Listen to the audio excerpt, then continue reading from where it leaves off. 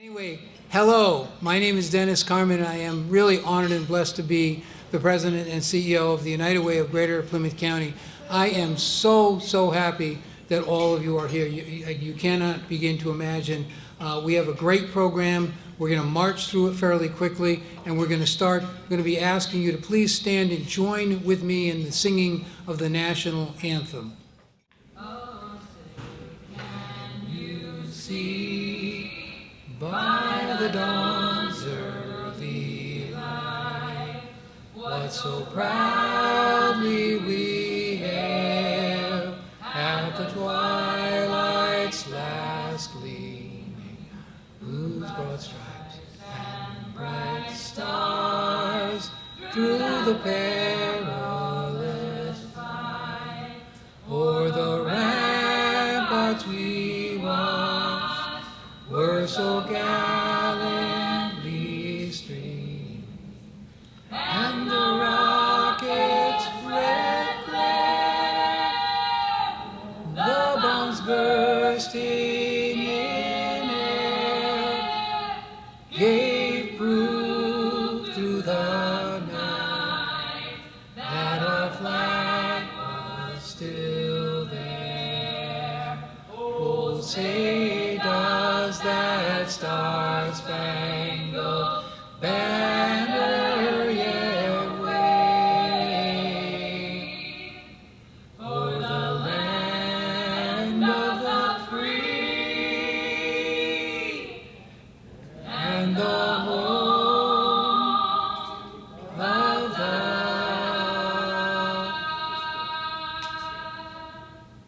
brave.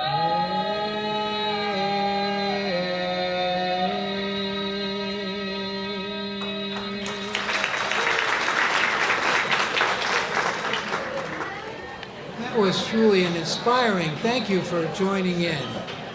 It is my honor to be able to bring up and introduce to you United Way board member Michael Gilbert, who is pastor at the New Life Temple of Holiness. Pastor Gilbert.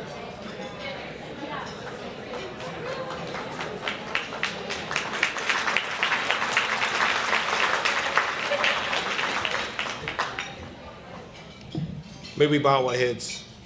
Dear God, we thank you for this time, this occasion on today. We thank you for all of our providers and sponsors that are here today. We ask you to bless this day and let it be the beginning of another great year and success story.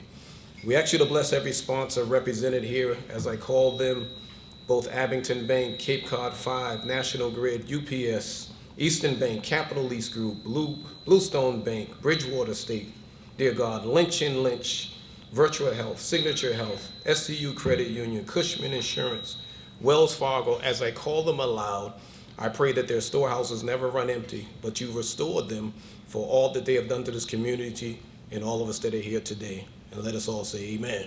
Amen.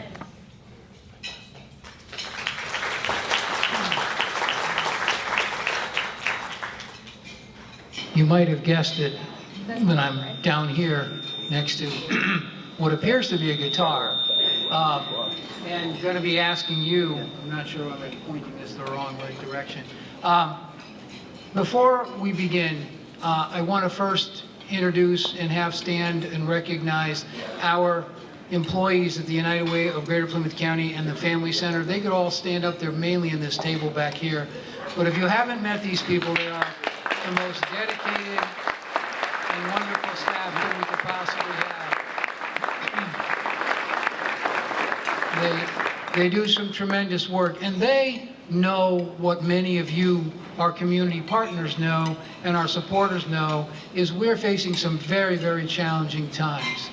And that's why the theme of today's event, and probably the next several years, is going to be a hunger for hope. Because at the very least, we need to be offering each other support through difficult times. When the needs are great and the resources are few, there's really not a lot else we can do sometimes except to be supporting each other. And supporting each other by directing them to where they might be able to get help, and being friends and being respectful of what they need. So with that in mind, you'll notice that you've got lunch bags. And if you're ever in need of hope, all you have to do is open that bag up and reach in, and hope is in the bag, is the old phrase used to say. So, all right. Now, are you ready to help me do a little bit of singing? I didn't hear a big yes. Are you ready? Yeah. Okay.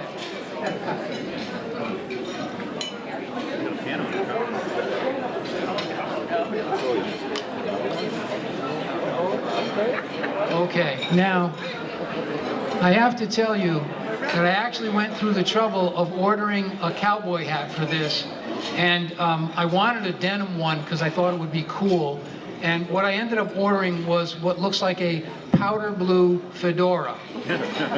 I have to tell you, I'm kind of glad that it didn't come to my door on time, because I think the other cowboys would have really beaten me up, or at least made fun of me, so I would have run away.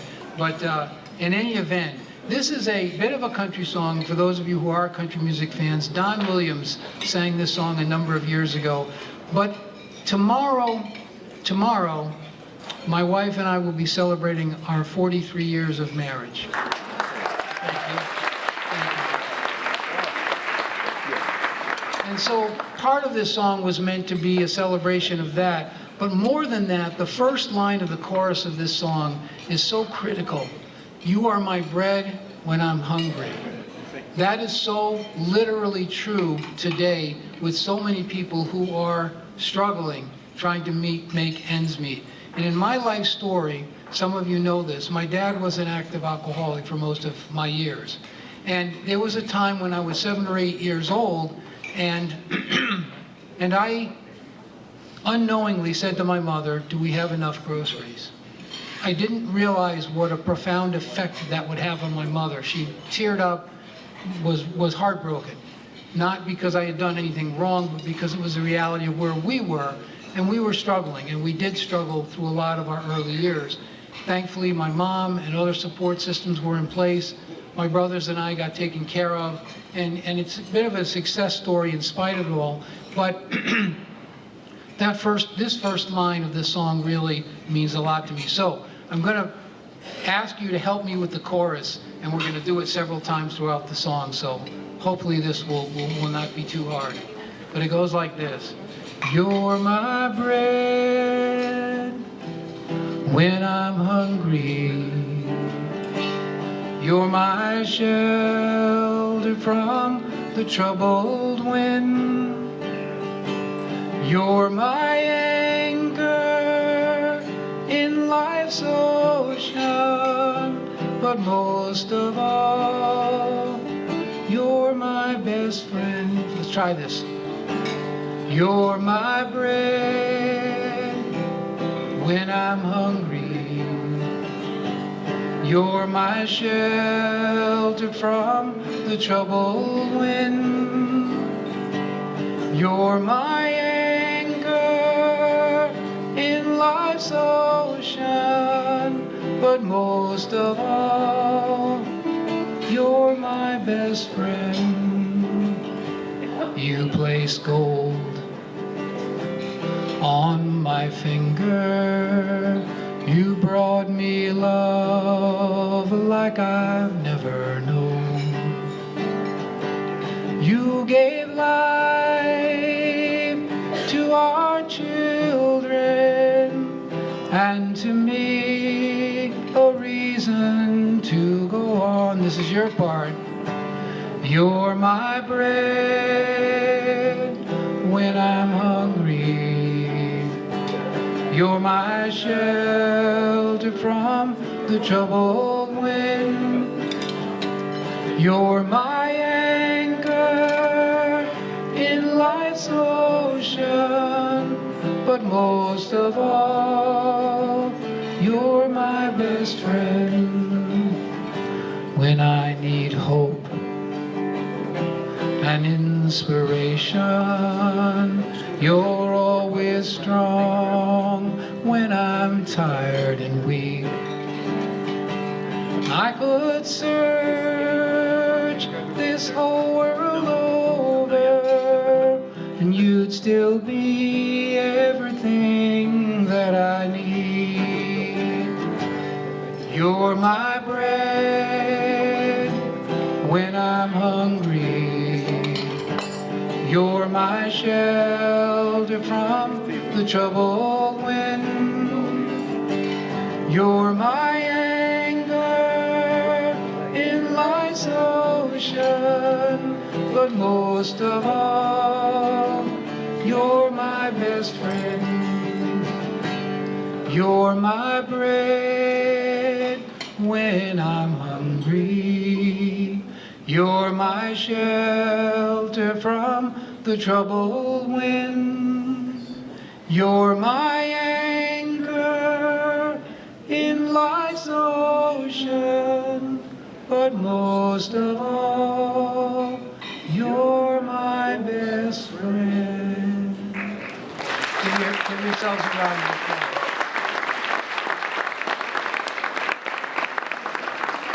Now, in olden times, the way you would raise money is I'd flip my guitar case open and pray that there was some mercy in the audience, right? But today, you find the QR code, all right? So what I want to alert you to is that there are QR codes on the lunch bags that you have. They're on your program. If it's possible for you to make a donation during this event to the United Way, it's been a very challenging year, as most of our nonprofit partners can attest. But you can easily make a donation, and it's fast, it's quick, and please do that. Throughout the afternoon, please take advantage of the silent auction. We have some wonderful, generous, compassionate people put those baskets together, donating things, did a great job. Please be generous and bid on those. And at this point, I have the great pleasure of turning things over to our board chair, Andrew Lynch from Lynch & Lynch, to do some important business and some important thank yous. Thank you.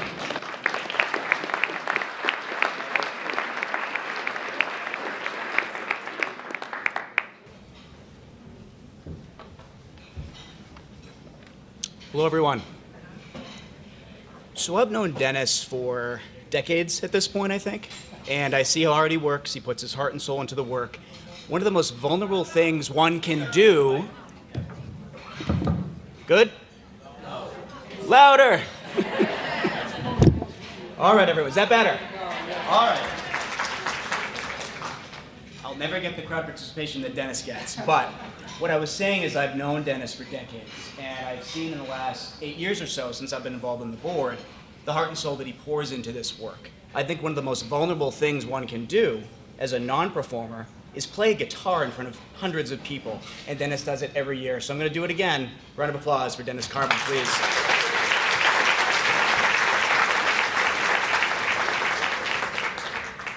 I'd note that Pastor Gilbert did recognize the sponsors before, but I think it's very important that we wouldn't be here today but for their generosity. So if you wouldn't mind, as Dennis said, marching right through. We're going to keep applauding as I say the names, because I think if we pause for everyone, we'll be here until 4 o'clock.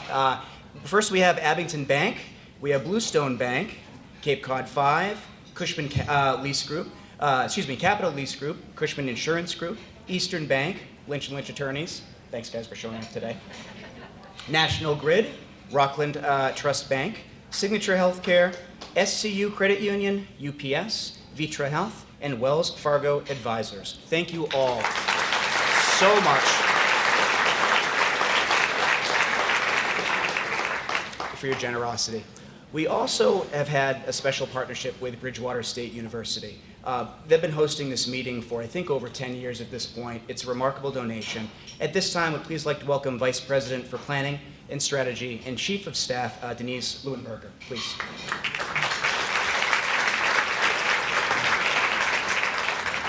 Thank you.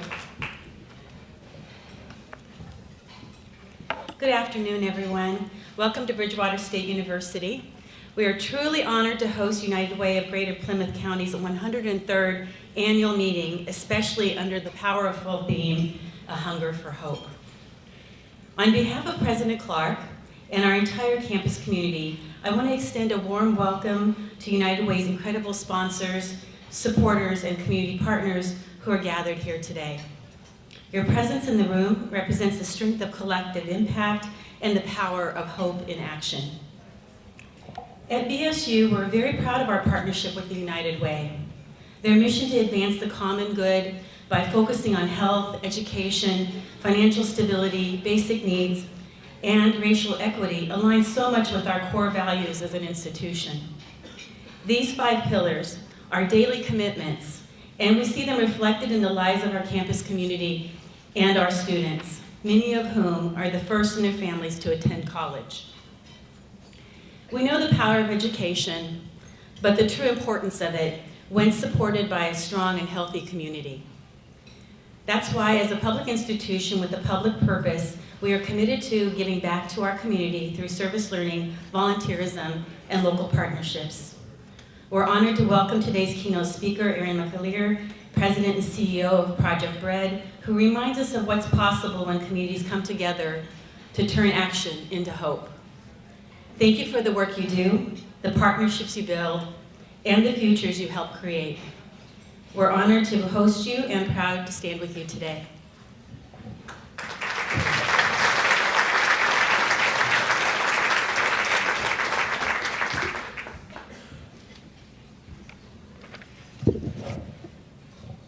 Thank you again. Volume check? We're good? So I'm used to usually speaking to 12 people who couldn't come up with a good reason to get out of jury duty. That's what I do. If they gave me a microphone, they would kick me out of the room. So thank you for the volume control here. I'd also like to introduce and talk about our board members today, which I think is the next slide. So I'd like to identify the person who is actually hiding in the corner over there. It's Jackie Sullivan Gosiak of Turning Leaf HR. She's waving and then hiding again behind that sign. Jackie is going to continue as vice chair, and I want to just point out she deserves special recognition for all the hard work and making sure today's program goes great. So again, a round of applause for Jackie, please.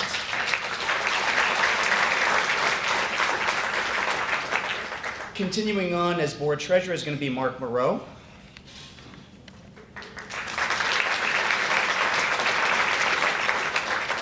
Mark does countless and thankless work for all the finance work he does here. We also have Tracy Rosebrock of Stonehill College. Will continue on as board secretary and clerk. And you'll notice down in the bottom right there is Carol Martin. Carol couldn't be here with us today. Her husband was having some surgery, and she obviously is going to be with him. I'm supposed to say community representative and immediate past board chair, but that really just doesn't do Carol justice. She most recently served as board chair last year. Now is the immediate past chair, serves a much larger role than that though. She works in the planning committee for this event, she works in the allocations committee, she also spearheads the employee experience committee. I could spend another hour talking about all her contributions, but please a round of applause for everything Carol has done.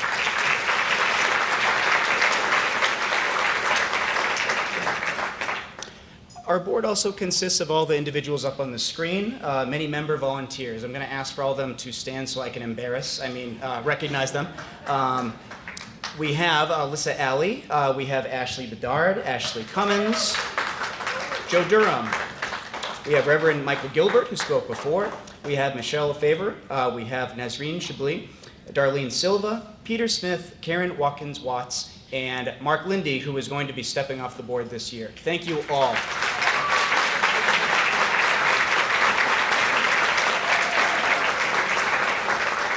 It is a pleasure and an honor to work aside these individuals who donate a lot of their time and ensure the people of Greater Plymouth County continue to benefit from the original and ongoing mission of the United Way, which is to serve those in need.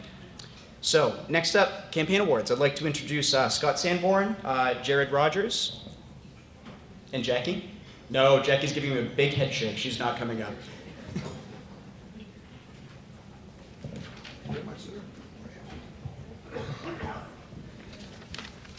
Alrighty, Jared, are we ready? Okay. Well, each and every year, this part of the campaign, we get a chance to, in the annual meeting, we get a chance to recognize those companies that continually step up and support the great work of United Way. So, first campaign award is the Leading Corporate Campaign.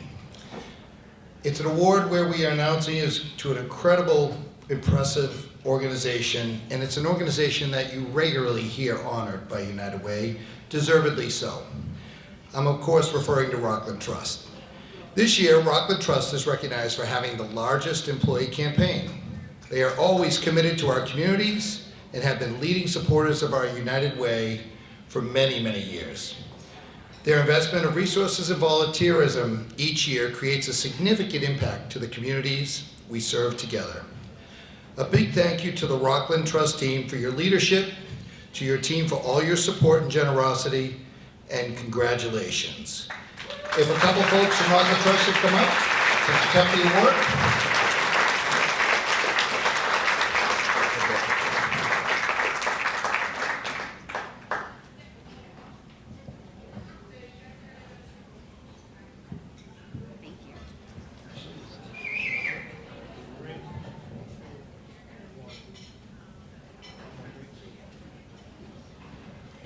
Ashley, congratulations. The next award is the Exemplary Corporate Gift Award. Two companies to be recognized, and I'm very proud to say one of them is Harbor One Bank, and the other one is Eversource Energy. This year, we're fortunate enough to announce that the two longtime 365 Business Circle supporters have been awarded the Exemplary Corporate Gift Award. Both organizations continue to honor and embrace their commitment to strengthen and empower the communities in southeastern Massachusetts where their employees live and work. We are so proud to announce this year's award goes to Harbor One Bank and Eversource Energy. If I could ask Jen to come up for Harbor One and a representative to come up from Eversource, we'd like to congratulate you in person.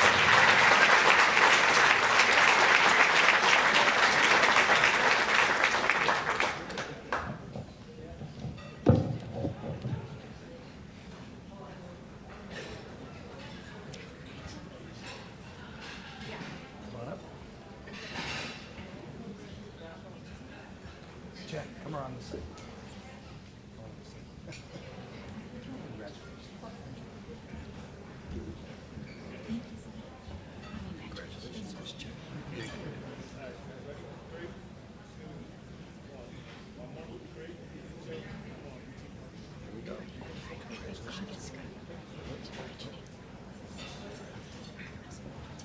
Yep, please do.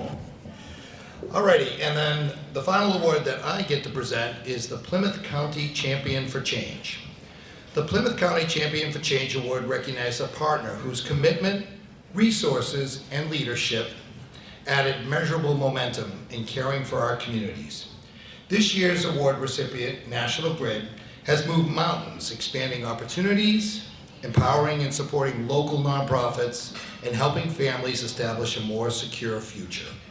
Through both community investment and hands-on support, National Grid has fueled vital resources required for United Way partnered initiatives in Plymouth County. Working in true partnership with the United Way of Plymouth, Greater Plymouth County, and through our network of agencies, National Grid has supported the launch of new programs and the expansion of existing and proven initiatives, impacting thousands of lives in the last year alone. With their commitment to measurable impact and their unwavering partnership approach, National Grid has earned the title of a true champion for change. We are proud to recognize National Grid with the Plymouth County Champion for Change Award. If Joe and Bridget could come on up.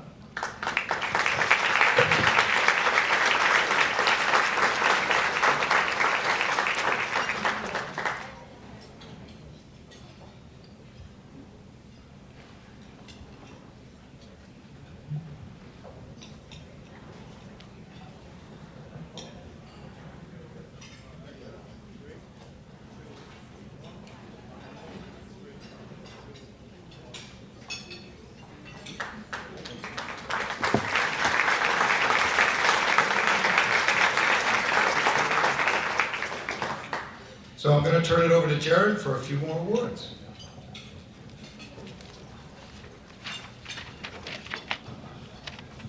Hello, everyone. I hope you're enjoying the program so far. It's been wonderful to reconnect with so many friends, supporters, and community members here today. As mentioned, my name is Jared Rogers. I'm the Director of Resource Development for the United Way of Greater Plymouth County. It's been a wonderful year and a half so far, and I can't wait for the next year. I want to thank everyone in the room and the amazing partners we've worked. Is this better? Yes. Thank you. I want to thank everyone in this room and all the partners we've worked with throughout the year. I'm fortunate to connect with private businesses, local municipalities, and nonprofit partners. It's been a wonderful journey so far. It's incredible and incredibly rewarding to collaborate with people who genuinely care about improving lives in southeastern Massachusetts. Every week, we receive communications from people seeking assistance, community partners working to find solutions for their clients, as well as companies looking for educational resources and trainings for employees. For United Way, we're proud and committed to being a resource for all. Thanks to the generous support of local businesses, nonprofit partners, and dedicated stewards, we can continue critical operations of the United Way Family Resource Center, Community Connections of Brockton, and the local consumer program. Concurrently, we're active in participating in 12 state and local coalitions of our 5 key impact areas. In addition to our direct services, your community investment helps United Way expand volunteer-driven impact across 22 towns in southeastern Massachusetts, serving more than 52,000 of our neighbors from July of 2024 to June of this year. This year alone, United Way has partnered with 23 dedicated agencies to support 42 initiatives throughout our communities. This includes 10 initiatives supporting children and families, 4 programs focused on workforce development in Plymouth County, 10 housing stability initiatives in southeastern Massachusetts, 9 programs enhancing food security, and non-collaborative programs increasing access to health care. Your ongoing commitment and support will increase the impact of this work for future generations. We're looking forward to your continued involvement throughout the oncoming year. Our next set of awards are Employee Campaign Awards. These are individuals who volunteer throughout the year, and I work with them on their company's employee campaigns.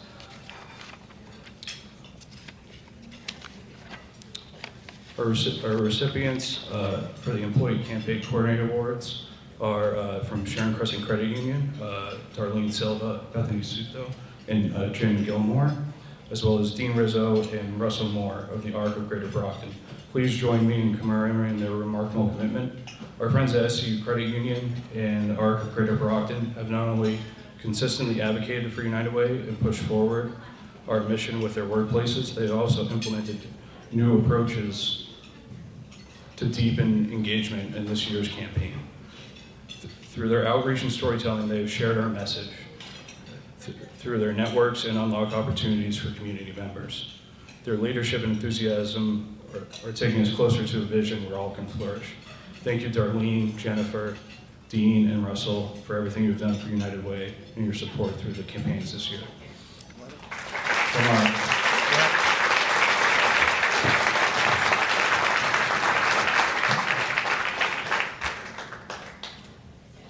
SCU, you guys come up. Somebody come up from Sharon Credit Union?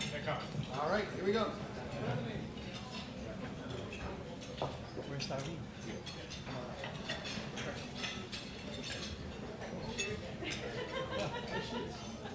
Be careful on these stairs.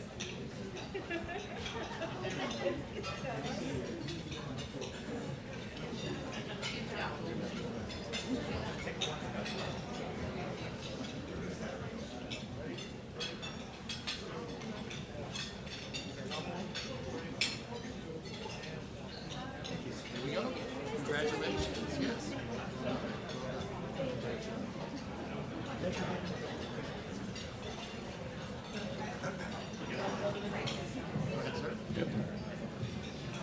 Our last award is our United in Purpose Agency Campaign Award. This year's award recipient is Brockton Visiting Nurses Association. The United in Purpose Agency Campaign this year reflects an agency whose campaign increase in overall gifts and participation. This year's awardees have experienced an incredible increase in donors and engagement. I'm proud to recognize the BVNA as the most engaged workplace campaign. Their effort and creativity encouraged and inspired colleagues across the organization to engage and create impact. Please join me and extend our sincerest appreciation to each team member of the Brockton Visiting Nurse Association for being an essential partner and supporter of United Way.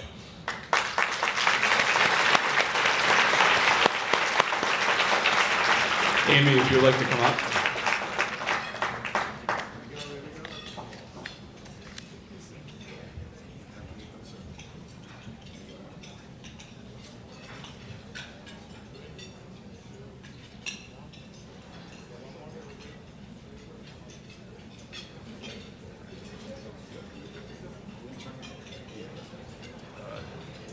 Dennis. I think we're trying Yep. to get over to Dennis. Dennis. Hello. I'd like to invite Dennis back onto the stage. Come on back, Dennis.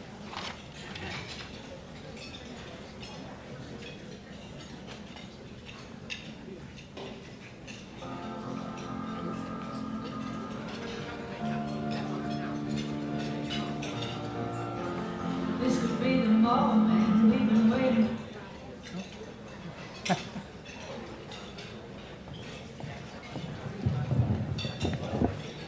All right, thank you. Thanks, Jared, and thank you, Scott, and thank you really to all of the companies that have supported our United Way and so many other community partners, because it's really not a competition between and among our nonprofit folks. It's really just a question of partnering with each other in order to make a difference. And the nice thing about what we do in our celebration of the campaign is we certainly honor and thank the companies and the businesses and the individuals who donate. But just as important, and maybe even more to some degree important, are those organizations that take United Way dollars and make a difference in the community, combining it with all the other sources of revenue that they have to look for in order to make a difference in the community. We are so thankful to our community partners. They are truly the hands and feet and hearts of our community, and they do a tremendous job. So we're very, very thankful for what they do.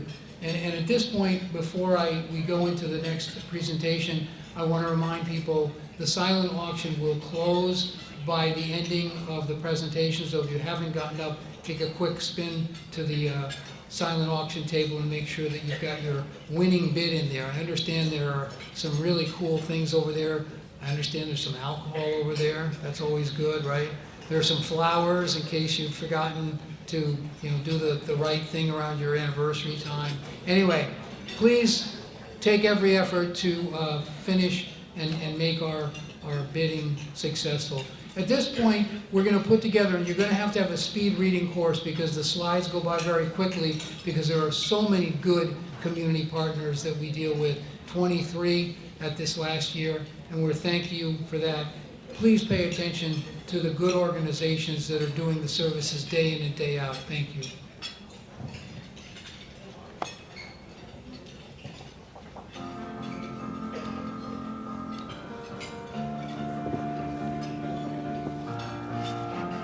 This could be the moment we've been waiting for, the chance to feel alive. Nothing's gonna stop us, nothing's gonna top us, nothing's like we've ever seen. And I raise my hands to the sky, what a feeling.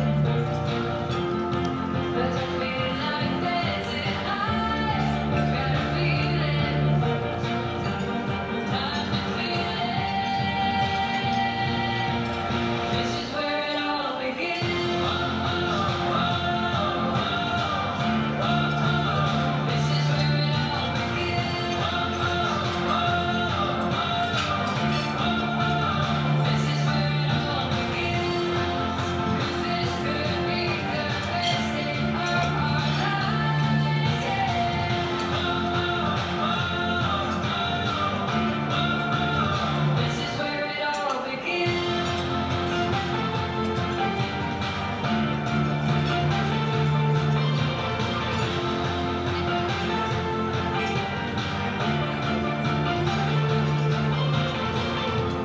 Burning like a light show, free yourself and let go.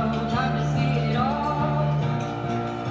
Don't think about tomorrow. Today we are heroes. We were meant to call. There are whole new worlds to see. I keep running, and my feet keep lifting me.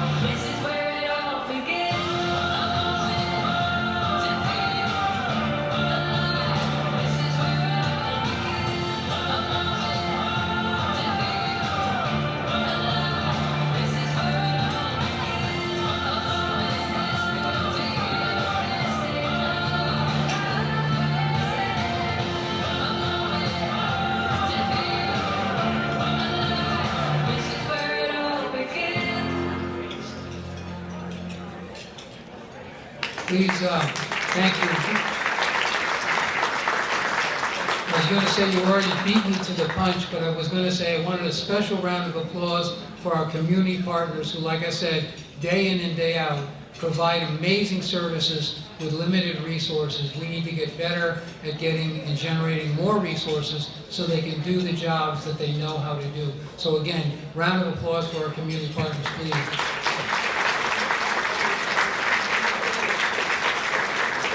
And though Andrew mentioned at the beginning, our friend Carol Martin couldn't be with us today, she's responsible for putting that presentation together. So please give Carol a round of applause too. Thank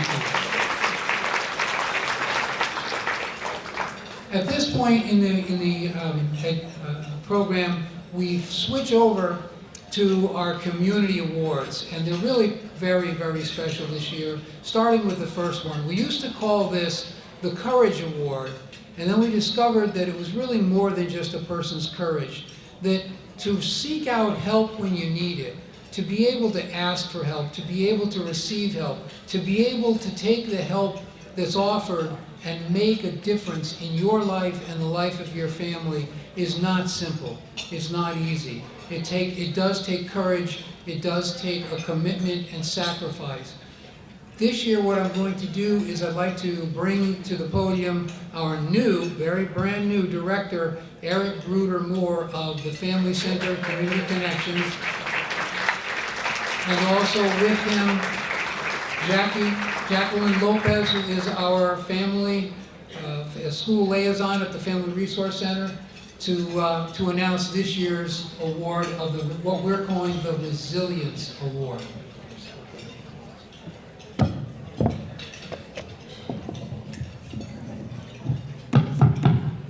Can you all hear me? Perfect. Hello.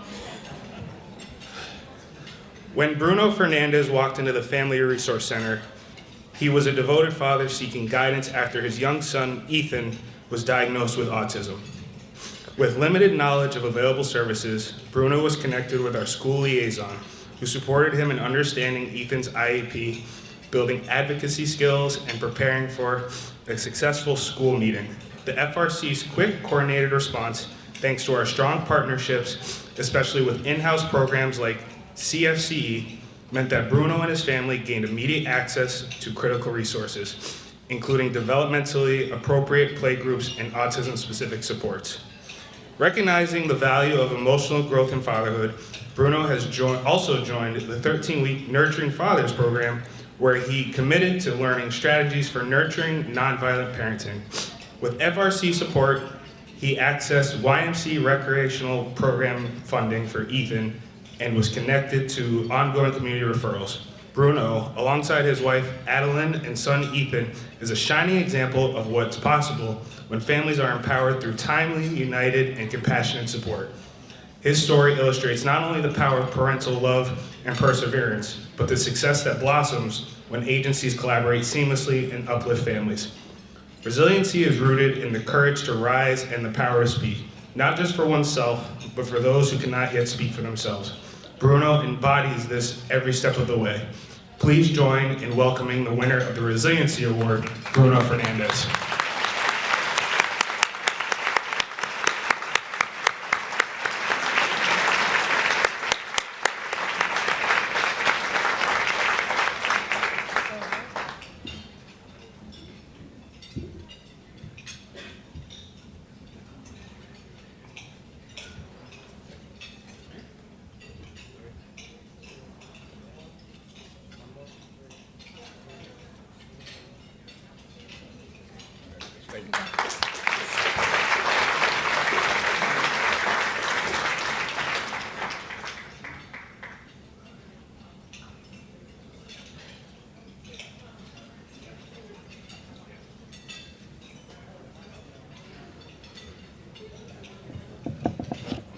The next two awards are really important to the United Way in that they embody the community spirit.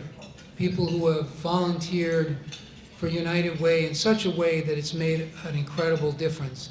And the first of these two people is someone who's not only served on our board recently and has just finished his 6th year, in the current 2-3-year terms, and there's term limits, but this person had served on our board years ago when I was working for one of the community partners and was involved in a strategic planning process for the United Way. And I hate to say this, but it was, I think, in 2001, which is 25 or so years ago, doing the math. But this person, in addition to their work at United Way, in addition of this person being a willing ambassador of the United Way wherever and whenever he talks to folks, speaks about our needs and what we have, directs us to resources, connects us to people and organizations in the community that are going to make a difference, right up until this very recent meeting where he connected us to this fantastic photographer who's in our midst taking pictures over here. That's our friend Kendall French. We refer to him as Frenchy Lens. Do they go by that, Frenchy Lens? But anyway, he's taken some great pictures. And again, another testament to the connections that our friend and our supporter and our ambassador, this person, in addition to the United Way connections, has so many community connections that it literally goes on for 3 pages. I went looking for information and found 3 pages where this person has been on boards for school committees, has been a member of the 2 different Rotary clubs where he served as president. And if you know anything about Rotary, that's not an easy task. I could be speaking about this person for a long time, but I'm going to stop there and just simply say how impressed we are and how thankful we are for our friend and colleague, Mark Lindy. Mark, could you come on up?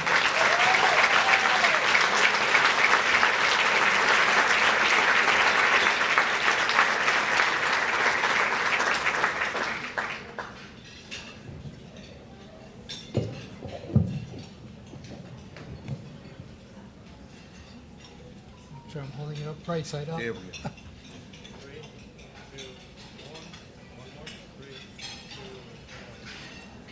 Hang on, stand right there. Yep. And as a token of our thanks, and it's really just a token. Here, I'm hoping this is the right thing, because there's one here for you and there's one here for the next person. I don't know. I'll sort it. Can I say one thing? Sure, sure. So everybody that knows me knows that I've never seen a microphone that I don't like, having been in the media forever. My dad served as executive director at the Main Spring House for 18 months after he retired from the state, and it's a really special place. I got to work with Dennis when he was over there, and we couldn't have a better director over here. But we have a great staff, we have great agencies, and we have great volunteers. So I'm humbled by this award, and I just thank you all.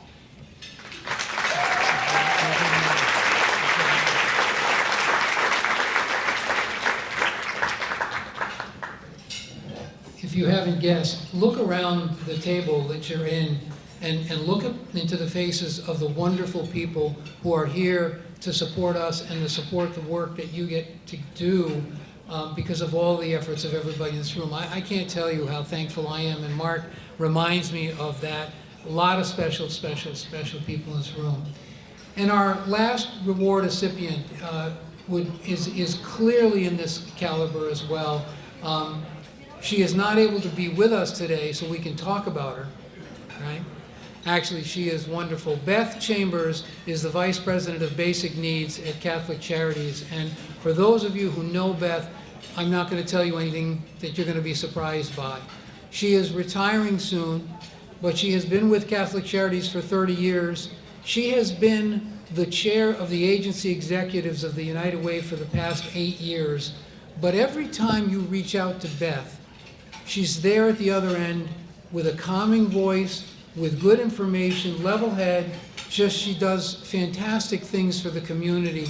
I have personally benefited. I think she reminds me of all of the dollars that we need to raise to meet the needs in our community. They're still second in comparison to the relationships that we need to build in the community in order to do the work that we do. And Beth is a great example of that.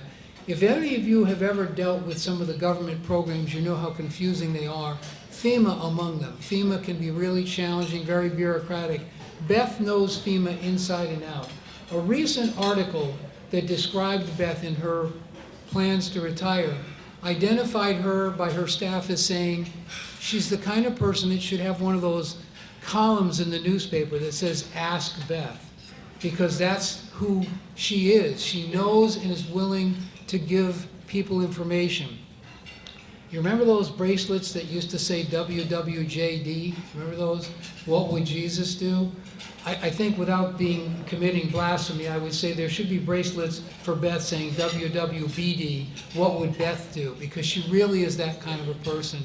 I have viewed her as a colleague and a friend and someone who is willing to do things like share resources, which is unheard of in these times of limited resources. But Beth Chambers is going to receive the second of these two Community Spirit Awards, and I neglected to say that these awards come with a special induction into the United Way Volunteer Hall of Fame, because people have been so committed to our United Way and to the community. I know there are two people who I believe are going to come up and receive an award. Beth is not here, and I should tell you this too. Beth is not here because a friend of hers aunt is in the UK and needs to get to certain doctors, and Beth is the only one in their circle of friends who knows how to drive on the other side of the road. And I'm not kidding, this is like the fourth time she's gone over across the pond to drive on the other side of the road to make sure people get the help that they need. That's the kind of person Beth Chambers is. Please give Beth a round of applause.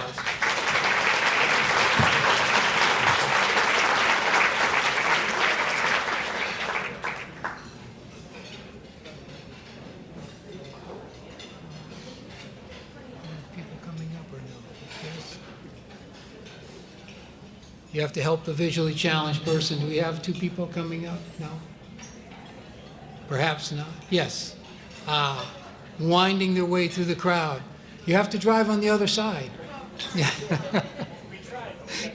You got good views. Thank you both. Laureen, thank you. Thank you so much. And thank you, Gary. Thank you so much. Guys, I'll give that to you to safeguard. Oh, we got to do this? Here we go.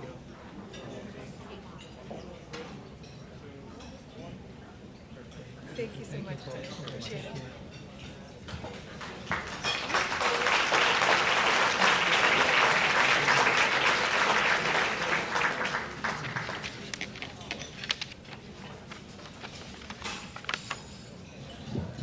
Okay. We're moving expediently to the end, to the best parts. Most of you in this room know that we have 5 major areas of support that we look for support for and that we provide funding for.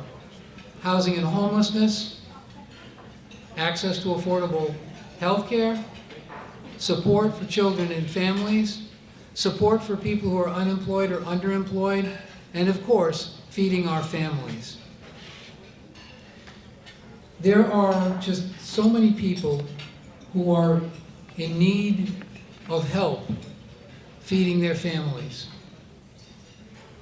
20% of the applications we had 2 years ago for United Way were focused on food insecurity. This year, we had 28% of the applicants applying for that kind of support. So clearly, there's an acknowledgement that the basics of feeding families is critical in our community. In this Plymouth County, more than 3 in 1 families are food insecure. That's over 36% of the people in our area. As much as I love southeastern Massachusetts, it's heartbreaking to know that that's part of the dynamic of what's happening. We are so thrilled today, and I am so honored to be able to introduce to you our friend and colleague, Erin McAleer, who is the president and CEO of Project Bread. If you're not familiar with it, most of you might be familiar with what I term as the Walk for Hunger. So like I'm saying, I graduated from the Ohio State University with a master's in social work. Erin does so much more than the Walk for Hunger, but the Walk for Hunger, how many of you ever participated? I've done it 3 times in my life. The first time almost killed me. I just was not prepared to walk 26 miles. They've cut it down to, I think, 20 and less now. But at the time, I just did not know that you were supposed to wear an extra pair of socks. I didn't know you're supposed to oil your feet. I didn't know you're supposed to bring an umbrella in case it rains. And of course, halfway through the course, the skies let open and I was absolutely drenched. The second year, I got smarter. I did better. But there was an 80-year-old parish priest from Brockton who ran circles around me, and I was incredibly embarrassed. So the third year that I volunteered for the Walk for Hunger, I volunteered as a cheerleader. You know, the water stations that they have? They made the mistake of giving me a megaphone and letting me be in the middle of Boston and yelling encouragement to the runners. And you know, because you've been here several years, most of you, what it's like when I'm amplified. It just means more annoyance for a lot of people to enjoy, right? Anyway, the Walk for Hunger raises millions of dollars, but it's not all that Project Bread does. They provide reports and they keep track of things so that they can document what the need is. What I really love about Erin and Project Bread under her leadership is that they remind me of the parallels of United Way. They view the solutions as the important part. It's not just about pointing out what the needs are, it's pointing to what is the solution.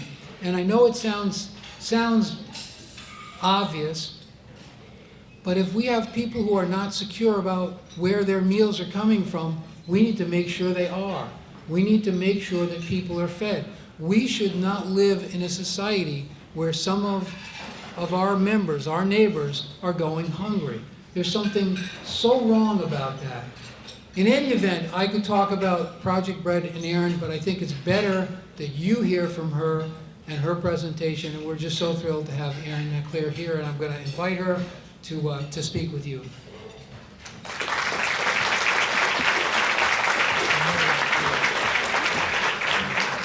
Thank you so much, Dennis. Thank you for your commitment to addressing food insecurity in the many ways you do it. The Walk for Hunger is only 3 miles now, and it's around Boston Common, so really, no more excuses. You can do even just one lap. So I am so grateful to all of you just sitting here, for the past 45 minutes, listening to the many ways all of you are contributing to your community. So just really proud to be and humbled to be in this room. Today I'm going to share with you what is going on with food insecurity and hunger in Massachusetts and nationally, and hopefully try to make it as interesting as possible for you. So I've got prepared notes, but I might just speak off a couple a little bit and really share what's happening. So to start off, I want to first name that this is a solvable problem. We have enough food, we have enough programs to distribute the food in Massachusetts and the United States so that no one goes hungry. We are not talking about a supply and demand issue for this problem.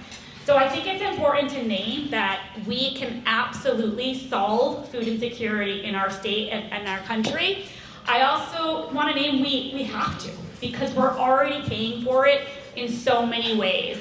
When you see a child who might be sitting in a classroom and they're hungry and they're not learning, there's so much data showing that they're going to the nurse more often, they're less likely to graduate from high school, they're less likely to go on to college. On the reverse side, there's lots of data saying if that kid gets 2 meals a day, they have higher math scores. They're more likely to go to college, they're more likely to be employed for the long term. Similarly, patients. Healthcare is the biggest cost right now in our state and our country. And a big part of that cost is that basic need of food is not being met, right? It's really hard to say to a patient, take this medicine with food if they don't have food at home. And we have lots of data and research and numbers to show that the cost of untreated food insecurity is astronomical. We also have recent research at Project Bread. This just came out a couple weeks ago showing that those patients that we served in the healthcare setting, we saw reduction in ER visits, higher A1C1 levels, all of these trends that actually result in cost savings. So when I say this is a solvable problem, I want you to know that, but I also want you to know that we're paying for it even if we don't solve it. So there really is, beyond a moral imperative to solve hunger, which I think you all agree with given the fact that you're here, there's also an economic imperative to solve this issue. So what is going on with the state of hunger in Massachusetts right now? first of all, I get this a lot. Why are people food insecure? I don't know anyone who's food insecure. You actually do, right? And the reality is food insecurity is an economic condition. And what is happening is people are not making enough money to afford the cost of living. So working families are food insecure here in Massachusetts. This is a very basic budget, and probably those of you good at math might, not agree with all of the assessments, but at the top wages, that's somebody working 40 hours a week making minimum wage. They're taking home about $2,000. Then I said, okay, rent, average about $1,700. I don't think that really is. I think that's probably for a one bedroom, in Western Mass, but let's just say that's their rent. Childcare, we have the most expensive childcare in the country here in Massachusetts. Utilities, we have cold winters, we've got old buildings, our summers are getting hotter. Transportation. And the reality is, if you have a job, you gotta pay your rent, you have to pay childcare so you can have somebody watch your child while you're at work, you have to pay for the transportation to get there, and what ends up happening, and what we hear every day at Project Bread, is the trade-off is food. I have to pay all the other expenses, so what I'm gonna try to do is extend my food budget as much as possible. That might mean purchasing food that people know is not great, but it's cheap, and I can get 5 cereal boxes for the month, and I know that will make sure my kids have cereal every single morning. Or we see parents going without, families going without. We know of a lot of kids in Massachusetts that Friday school lunch is their last meal before they return to school on Monday morning. So people are making these trade-offs because they cannot afford food. And this is a very busy graph, but I want to point out a few things to you. Right now, the most recent data that we have, which Dennis referred to, is that about 20% of families in Massachusetts are food insecure. That's 1 in 5. I promise you all know somebody. Every single zip code in Massachusetts has somebody who is food insecure. You have neighbors, friends, relatives who are struggling with this right now. A couple of things that are important to name in this chart. You will see before the pandemic, the left side, we had about 9% of people who were food insecure. When the pandemic hit and we all went into lockdown and a lot of people were out of work, we saw that figure double overnight. We are at that figure right now, but it's not getting that same level of attention as it did during the pandemic. The piece of good news in this chart, and I'm going to talk about it a little more, is we also saw a rapid decline at one point to 12%.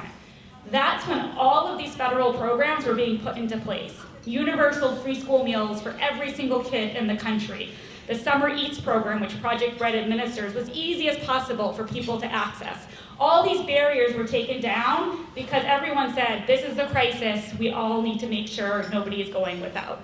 And then what happened is the pandemic receded, and so did these supports, but also inflation. And inflation hit low-income families especially hard. I'm going to talk about it a little more, but one of the tragedies also looking at this chart is this data doesn't exist anymore. One of the recent changes made by the federal government is to stop tracking food insecurity and stop sharing food insecurity. So that's a very real barrier that we will all be facing, because when there's not evidence of a problem, the problem doesn't exist. So when we look at that data across Massachusetts, I think it's also important to name that we have broken it down by race and ethnicity. And where it's 1 in 5 families across Massachusetts who are food insecure, it's 1 in 3 families of color. And the reason for this is directly attributed to wages and wealth.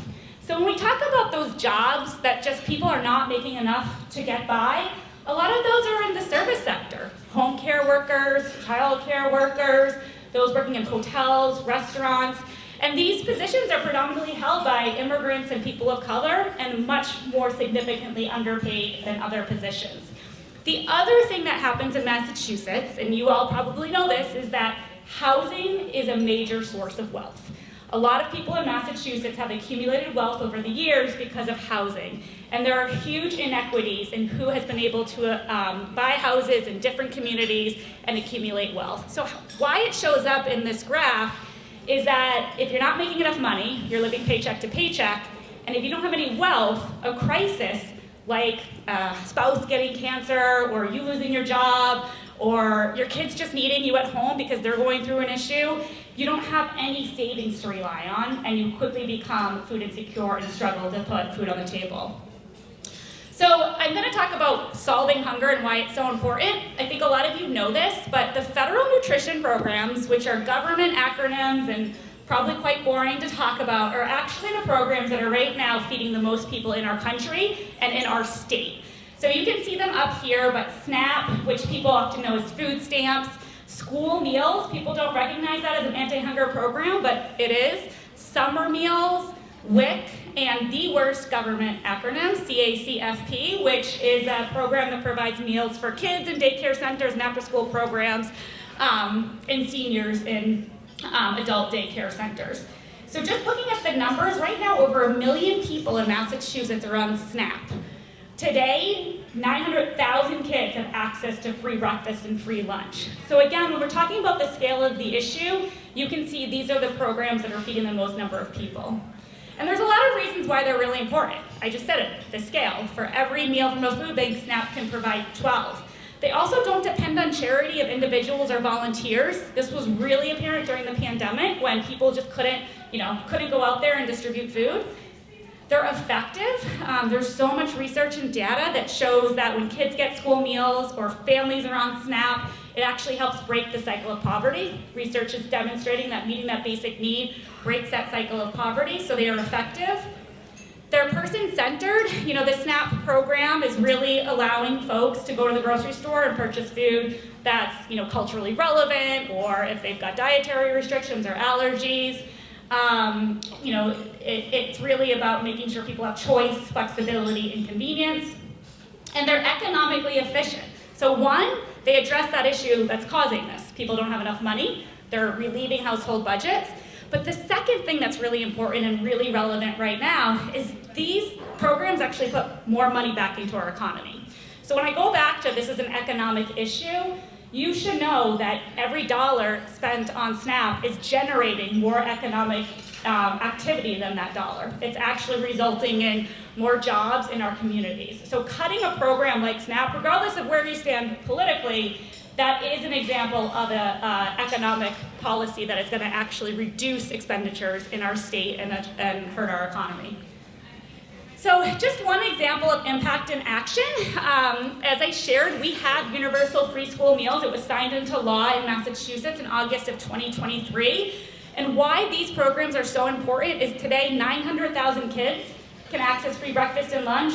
There is no program that all of us collectively in this room could run that could feed 900,000 kids, and that's why these programs are so critical. But there are significant barriers in accessing them.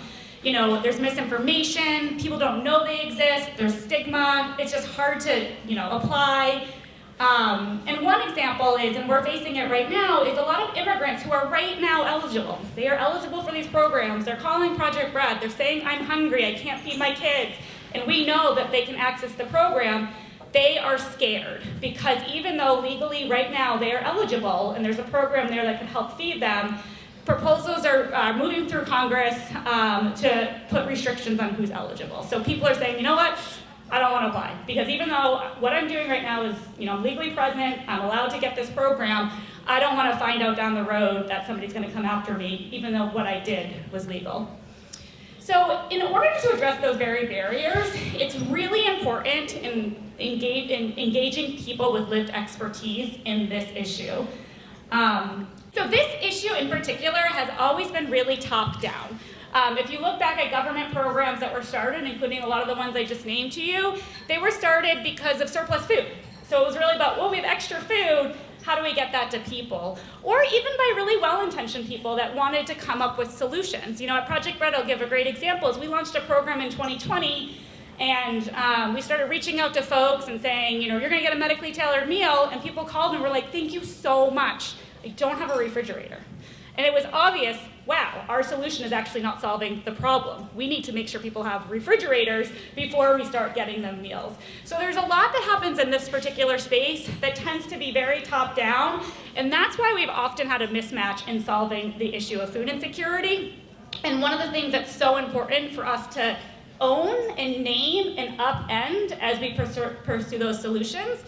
And my own experience informs my leadership. So this is a picture of me when I was about 7 years old, and what you likely don't know is I was food insecure. My mother had left an abusive marriage when I was 5 years old, and quickly overnight she struggled to pay the bills. So you don't know someone is food insecure by looking at them. I also believe that my mother made the right individual decision for the safety of herself and for her children, and I think most of you would agree that she got out of an unsafe environment. What happened is that systems around us were failing, right? So she made this right individual decision, but she was worried about feeding her kids. She was sending us to school without food because she couldn't afford school lunches. She wasn't applying for some of those programs that I talked about because the stigma was so strong. So I name that because often this issue of food insecurity is painted as an individual failing. And you're gonna hear it over the weeks, just get a job. Well, people have a job, the job's not made, they're not making enough money. That's a systemic issue, not an individual failing. And we really need to listen and learn from those experiences that we're hearing from folks. This is a quote from one of our Council of Experts with Lived Experience who we awarded at this year's Walk for Hunger. And it's hard to share your own story. And a lot of stories of food insecurity are rooted in trauma. But she talks about here that this ward is proof vulnerability is a strength, not a weakness. And including voices with lived experience is a powerful tool in the fight for equity.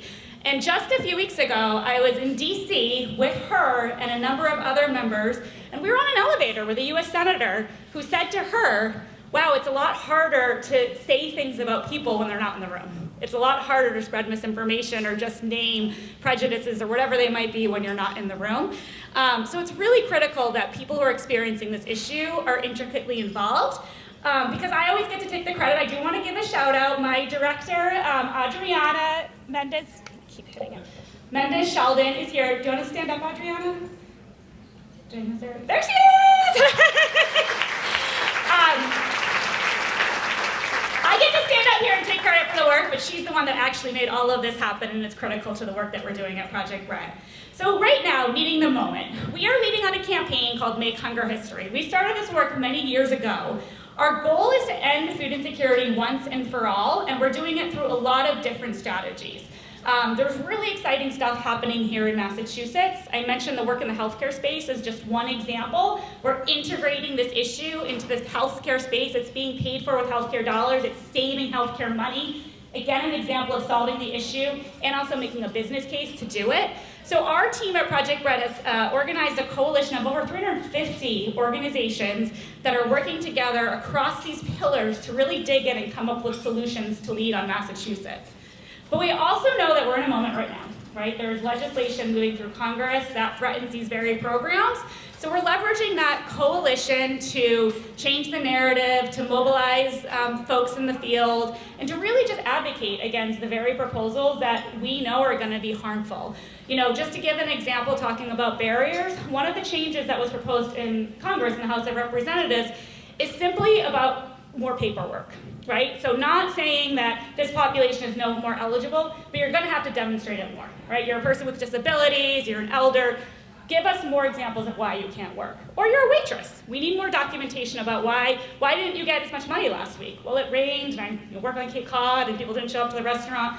More documentation, more barriers, and people are going to lose these benefits. So we really need to be fighting about these programs right now, and again, Make Hunger History is mobilizing that. We've been doing a lot of work across Massachusetts and across the country. You know, Massachusetts is always a movement leader, and we're embracing that right now and really trying to lead on this work, but also give the playbook to other states that want to get involved. So my call to action for today, after I've shared all of this with you, is I know we're in a challenging moment right now, but I also know we need to solve food insecurity. We're paying for it no matter what. So I ask all of you to consider joining the Make Hunger History movement with us in both, the immediate work that we need to do, but again in the long term, because this is absolutely a solvable problem, but it's going to take communities coming together like everyone here to address it. Thank you.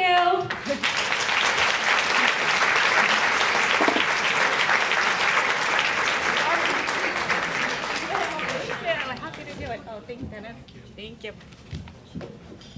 Isn't she the best? Isn't Project Bread awesome? Come on, you can give it up. That's right. Thank you for being here. I'm going to say adieu. Isn't that great? I never took French, but I always, always wanted to. I really appreciate you being here. I appreciate your companies that support United Way. I appreciate our community partners. And it is my distinct honor and pleasure to turn things over to both our chair, Andrew Lynch, and our vice chair, Jackie Gosiak, back to announce the winners of the auctions and to wrap things up.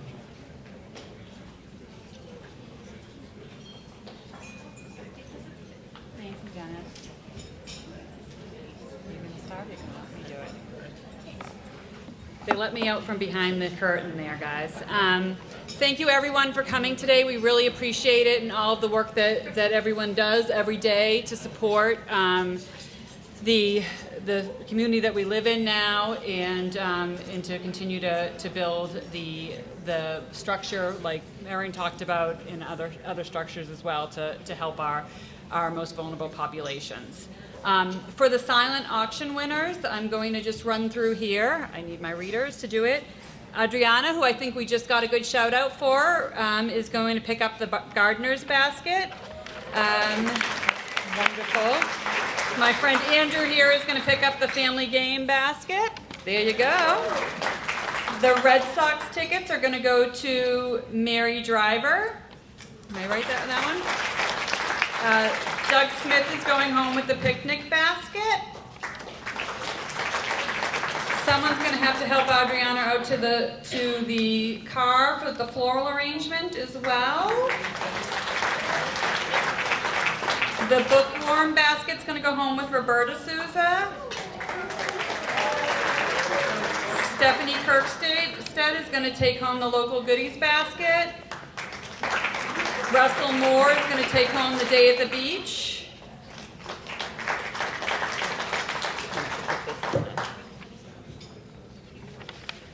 And Monica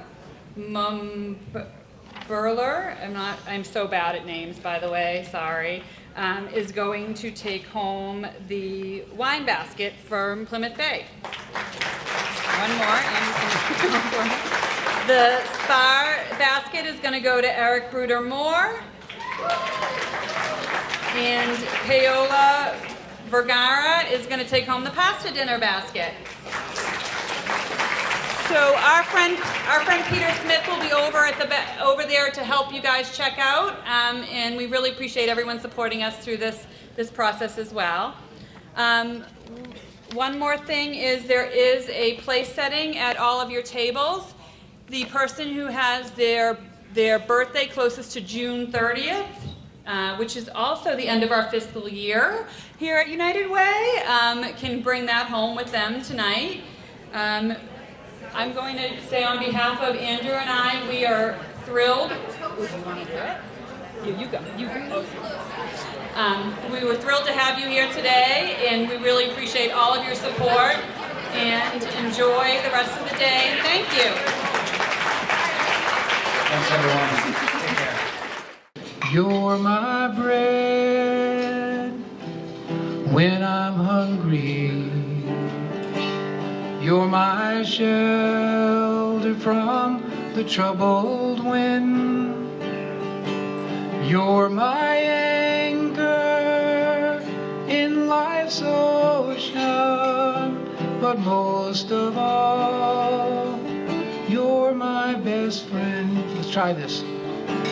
You're my bread when I'm hungry. You're my shelter from the troubled wind. You're my anchor in life's ocean, but most of all, you're my best friend. You place gold on my finger. You brought me love like I've never known. You gave life to our children, and to me a reason to go on. This is your part. You're my bread when I'm hungry. You're my shelter from the troubled wind. You're my anchor in life's ocean. But most of all, you're my best friend. When I need hope and inspiration, you're always strong. When I'm tired and weak, I could search this whole world over, and you'd still be everything that I need. You're my bread when I'm hungry. You're my shelter from the troubled wind. You're my anchor in life's ocean. But most of all, you're my best friend. You're my bread when I'm hungry. You're my shelter from the troubled wind. You're my anchor in life's ocean. But most of all, you're my best friend. Give yourselves a round of applause.